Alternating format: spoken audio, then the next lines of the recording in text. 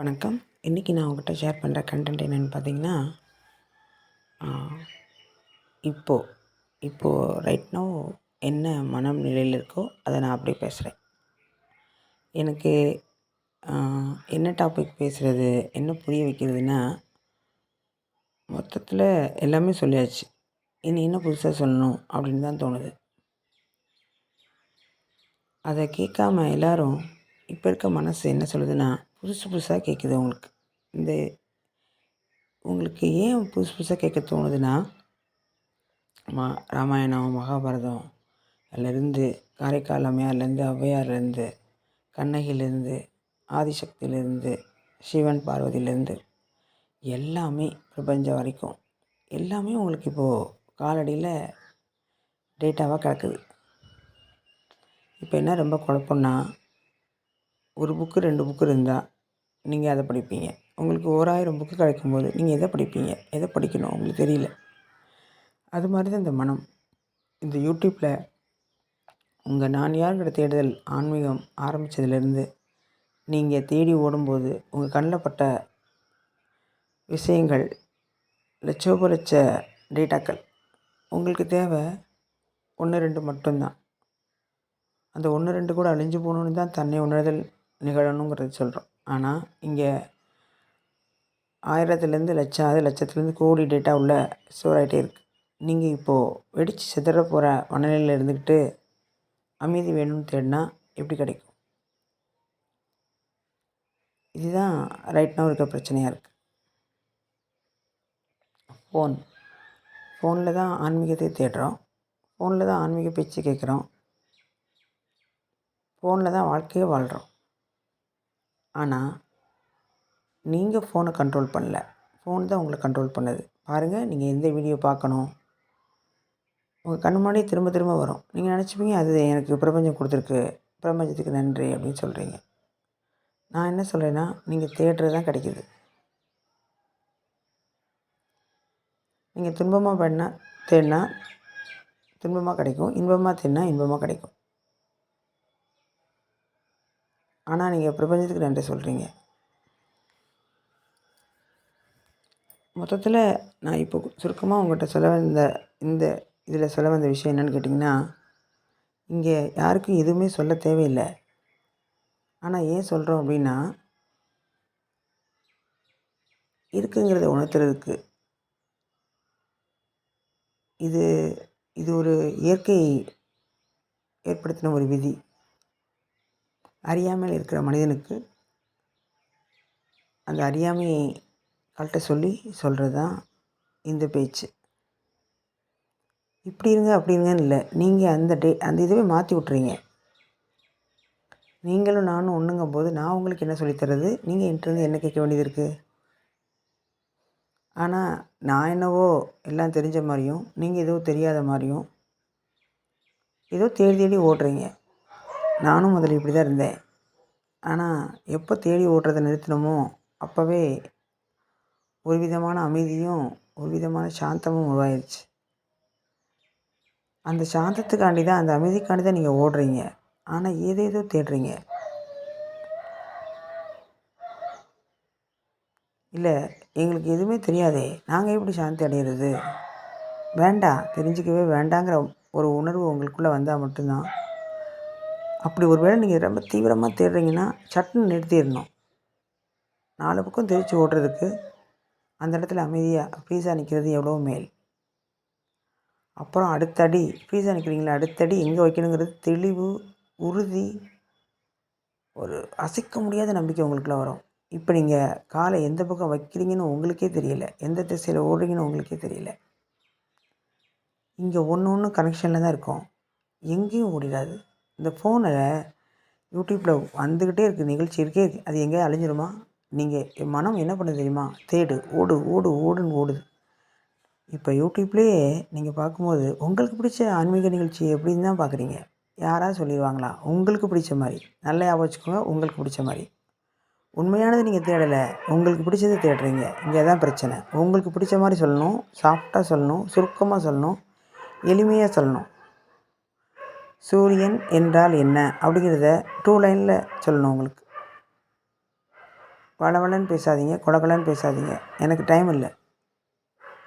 ஆனால் 8 மணி நேரம் ஒரு ஸ்டோரி கேட்பீங்க. ஒரு பார்க்குற இங்கே லைக்குக்கும் கமெண்ட்ஸ்க்கும் தான் ஒரு மோகம் உண்டாயிடுச்சு.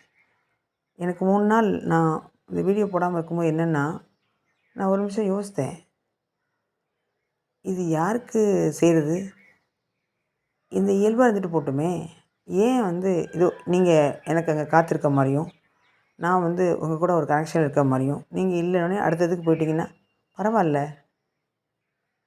இந்த தேடுதல் இந்த இது அப்போது தெரிஞ்சிடும்ல, நீங்கள் ஒரு பொழுதுபோக்கு தான் இதை பயன்படுத்துனீங்கன்னு உங்களுக்கு தெரிஞ்சிடும். எனக்குள்ள அகங்காரம் உடஞ்சிரும். நான் என்னமோ உங்களுக்கு கற்றுக் கொடுக்குறேன் அப்படிங்கிறது உடஞ்சிரும். அதுக்கு தான் எல்லாமே நடக்குது. இதை புரிஞ்சிக்க முடியும். 2 வீடியோ பேசியிருக்கேன், என்ன பேசுகிறேன்னு தெரியாமல் பேசுகிறேன். என்ன பேசுகிறேன்னு தெரியாமல் இல்லை, சொல்கிறதுக்கு ஒன்றுமே இல்லைன்னு தோணுதுன்னு சொல்கிறேன். உங்களுக்கு எவ்வளோ பேசினாலும் நீங்கள் கேட்டுக்கிட்டு தான் இருப்பீங்க. சரி, அப்போ நாங்கள் என்னங்க பண்ணுறது? நீங்கள் என்ன தான் சொல்ல வரீங்க? எல்லாமே இங்கே இருக்கே அப்படின்னு நீங்கள் கேட்குறீங்க. அது முக்கியம் இல்லை. பாருங்கள், நீங்கள் இப்போது நான் 3 நாள் வீடியோ போடல சரிங்களா? நீங்கள் நினச்சிருப்பீங்க எங்கேயோ காணாமல் போயிட்டாங்க. உங்கள் மனம் என்ன பண்ணியிருக்குன்னா, வெயிட் பண்ணியிருக்குன்னு நினைக்கிறீங்களா? இல்லை, நான் உங்களை ஏன் இந்த கொஷின் நீங்கள் நேராக இருந்தால் பார்ப்போம்ல, அந்த மாதிரி கேள்வி கேட்குறேன். இப்போ நீங்கள் என்கிட்ட தொடர்ந்து கேட்குறீங்களா இல்லையாங்கிறது தெரில, ஆனாலும் என்னோடய கருத்தை சொல்கிறேன். இதே மாதிரி தானே நீங்கள் எல்லாத்துலேயும் பண்ணுறீங்கன்னு கேட்குறேன். அப்போது ஒரு வாரம் நான் தொடர்ந்து போடவே இல்லை. நீங்கள் என்னோடய வீடியோவை ஒரு ஒரு ஒரு ஒரு ஒரு என்ன சொல்கிறது, எப்படி பார்க்குறீங்கன்னா, சரி ஏதோ சொல்கிறாங்க, உங்களுக்கு பிடிச்சிருக்கு, உங்கள் ஆன்மாவுக்கு உங்கள் உயிருக்கு பிடிச்சிருக்கு கேட்குறீங்க. ஏதோ தெளிவு கிடைக்கிது, ஏதோ உங்களுக்கு பிடிச்ச மாதிரி நான் பேசுகிறேன்னு வச்சுக்கோங்க. திடீர்னு நான் ஒரு வாரம் காணாமல் போயிட்டேன். நீங்கள் என்ன தேடுவீங்க? இப்படி தான் பேசுவாங்க, அந்த காணாமல் போயிட்டாங்க அப்படின்னு சொல்லிட்டு அடுத்தது தேடுவீங்க. அவ்வளோதான். புரியுதா? இதே மாதிரி தான் அந்த பூமியில் எல்லாமே நடக்குது. அப்புறம் நாங்கள் என்னங்க பண்ண முடியும்? நீங்கள் பேசுகிறீங்க கேட்குறோம், அவ்வளோதான். நீங்கள் பேசலை, நாங்கள் கேட்கல, அவ்வளோதான். ஆனால் ஏன் நீங்கள் பொறுமையாக இருக்க முடியல? ஏன் இந்த ஒரு வாரத்தில் உங்கள் மனம் அடுத்தது தேடுது? இதே மாதிரி தான் நீங்கள் குருவை தேடுறீங்கன்னு சொல்கிறேன். இதே மாதிரி தான் நீங்கள் உங்கள் பழக்கத்தை மாற்றுறீங்க. இதே மாதிரி தான் உங்கள் உறவை மாற்றுறீங்க. இதே மாதிரி தான் அவசரமாக படுறீங்க. இதே மாதிரி தான் டென்ஷன் ஆகிறீங்க. இதே மாதிரி தான் அப்படிங்குள்ளே எல்லாமே மாறணும்னு நினைக்கிறீங்க. சாப்பாடு வச்ச உடனே அடுத்த செகண்டே எப்படி ரைஸ் தட்டுக்கு வரும், அதுக்கு ஒரு டைம் இருக்குது. அதே மாதிரி நீங்கள் அந்த கொதிநிலையிலேருந்து சாதம் ஆகிற வரைக்கும் எந்த நிலையில் இருக்கீங்கிறது ஒரு ஒரு ஒரு தெளிவு இருந்தால் மட்டும்தான் நீங்கள் சாதம் வடிக்கிற நிலைமையில் இருக்கீங்களா, இல்லை ரைஸ் போடுற நிலைமையில் இருக்கீங்களா, அரிசி அப்படின்னு தெரிஞ்சால் தான் காத்திருக்கிறது உங்களுக்கு இனிமையாக இருக்கும். இல்லைன்னா காத்திருக்கிறது நரகமாக இருக்கும். இதுக்கு தான் திரும்ப திரும்ப சொல்கிறது, நிதானம், பொறுமை, எளிமை, நேர்மை வேணுங்கிறது. இதை செக் பண்ணுறதுக்கு தான் இயற்கை பல சோதனைகளையும் டெஸ்ட்டுகளையும் வைக்குது. ஏங்க நான் உணர்ந்து போகிறதுக்கு அது ஏன் டெஸ்ட் வைக்கணும் அப்படின்னா, ஒரு ஒரு ஒரு ஒரு சுத்திகரிப்பு தான். இந்த பிரபஞ்சம் ஒரு வகையில் தந்திரம் பண்ணுது, ஒரு வகையில் மந்திரம் பண்ணுது, ஒரு வகையில் மேஜிக் பண்ணுது, ஒரு வகையில் கருணை காட்டுது.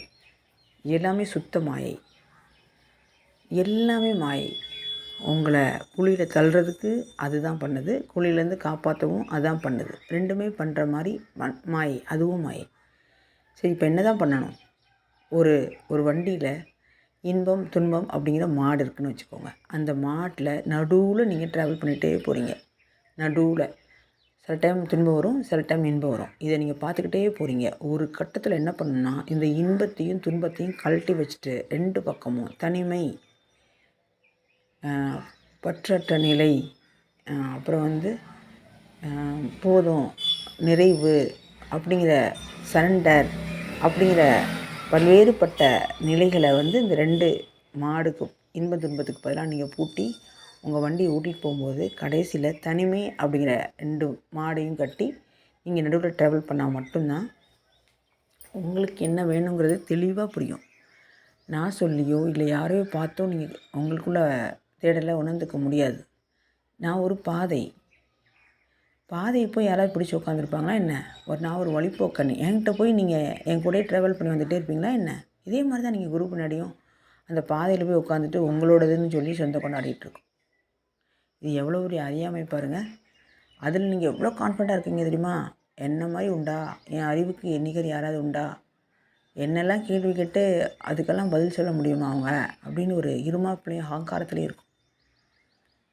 இல்லவே இல்லை. ஒன்று மட்டும் தெளிவாக புரியுது. இந்த இந்த ஒட்டுமொத்த வாழ்க்கையை பார்க்கும்போது இறைவன் பண்ணுற சதி வேலையில் மனிதன் மாட்டிக்கிட்டான்னு தான் தோணுது. என்னங்க சதின்றீங்க, அப்புறம் பிரபஞ்சன்றீங்க, அப்புறம் கருணைன்றீங்க, எல்லாம் சொல்கிறீங்க, எல்லாம் கொடுக்குன்றீங்க. நான் தான் சொன்னேனே, இன்பம் துன்பம் சேர்ந்தது தான் வாழ்க்கை. அழுகிறதுக்கு பயப்படுறீங்க, சோகப்பட பயப்படுறீங்க. இப்போ ஞானமே அடைஞ்சிட்டா நம்ம நினச்சிக்கிறோம் அழுகக்கூடாது, துன்பம் வரக்கூடாது, நமக்கு ஏதோ நிலை அடைஞ்சிட்டோம்ல. இப்போ ஒன்றும் இல்லைங்க, நான் இப்போது ஒரு நிலை அடைஞ்சேன்னு பேசிட்டே இருக்கேன். திடீர்னு எனக்கு ரொம்ப கஷ்டமாக இருக்குங்க, என்ன மன வலினா, ஐயோ நீங்கள் தன்னையை உணர்ந்துட்டீங்க, உங்களுக்கு இதெல்லாம் வரக்கூடாது அப்படின்னு சொல்கிறீங்க. எல்லாமே வருது, ஆனால் நான் பார்க்குறது தான் வேறையாக இருக்குது. அது எப்படின்னா, ஒரு தண்ணியில் மூழ்கி நான் வெளியில் நனைஞ்சு வரும்போது நனைஞ்சு தான் வரேன் எல்லோரும் மாதிரியும். ஆனால் அது எனக்கு காஞ்சிரும், நனைஞ்சதை பற்றி கவலைப்பட தேவையில்லை. இது ஜஸ்ட்டு ஒரு தற்காலிகமானது அப்படிங்கிறது தெளிவும் புரிதலும் ஒரு அமைதியும் எனக்கு இருக்குது. அவ்வளோதான். நனைஞ்சு போச்சேன்னு 2 செகண்டில் எல்லோரும் மாதிரியும் தோணும், ஆனால் அது மறந்துடும். அடுத்த வாட்டி அதை பார்த்து பதற மாட்டோம். நார்மல் மனிதர் என்ன பண்ணுறாங்கன்னா, திரும்ப ஒரு தண்ணியிலே நனைகிறீங்க. இப்போ ஒரு குளத்துக்குள்ளே குதிக்கிறீங்க. உங்களை ஒரு மீன் ரொம்ப காலில் பயங்கரமாக கடிச்சிருச்சு. வெளியில் பத்தடி அடிச்சு வந்துட்டீங்க. அப்புறம் அடுத்த தண்ணியை பார்க்கும்போதெல்லாம் நீங்கள் பயப்படுவீங்க. ஏன் மீன் கடிச்சிருமேன்ட்டு. அவங்க எல்லாம் சொல்லுவாங்க, இல்லை இது நீச்சல் குளம், இதில் மீன் இருக்க வாய்ப்பு இல்லை, அப்படி இப்படி சொல்லுவாங்க. இல்லை எனக்கு பயமாக இருக்குது, இருந்தாலும் இருக்கும், உள்ளே இருக்குது அப்படின்னு சொல்கிறோம்ல. அந்த தண்ணிக்குள்ளே குதிக்கும்போது அந்த ஞாபகம் வந்ததில்ல. ஆனால் அந்த மனிதர் ஒரு இது சாதாரண மனிதர்களுக்கு, அந்த உணர்ந்த மனிதருக்கு என்ன தோணுன்னா, தண்ணிக்குள்ளே நார்மலாக தான் இறங்குவாங்க. அந்த உணர்வு வேறு, இந்த உணர்வு வேறு. இது புதுசாக எடுத்துப்பாங்க, அவ்வளோதான்.